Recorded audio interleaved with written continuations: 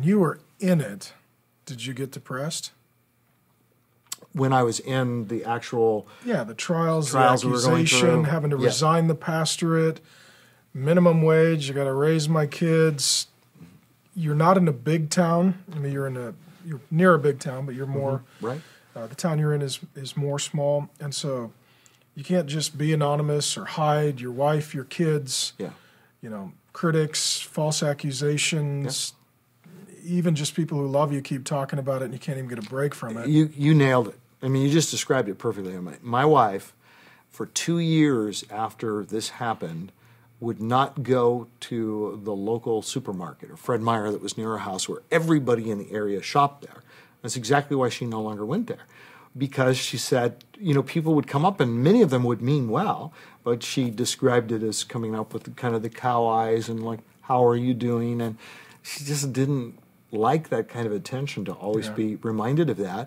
And then there were also people who were critical, including fellow Christians who were critical, and she didn't really want to see them either. So she drove, an extra 5 miles to go to some store where she was least likely to bump into people. This was for a couple of years. She wasn't bitter. She wasn't angry, but she was hurt. We were hurt. It was a difficult time in our lives. Yet, even then, we saw God at work doing marvelous things, opening up doors of opportunity. And God continued to bless the church, but he also opened up areas through my writing and speaking and other ways where we were seeing that, maybe this is what God really does have for us. And then pretty soon it wasn't a maybe. It was clearly, this is it. One of the things I say in If God is Good is you can write down on a piece of paper the worst things that have ever happened to you. Then turn over that sheet of paper and write down the best things that have ever happened to you.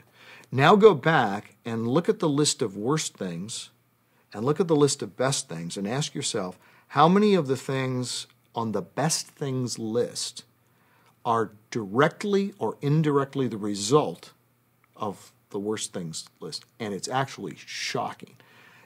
In my case, when I sat down, most of the best things that have happened in my life came out of some very hard things, including this one. Yeah.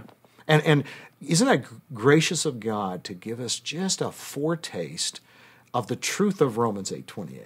That all things work together for good to those who love God, where we can even see in this lifetime, as Joseph did, in Genesis 50.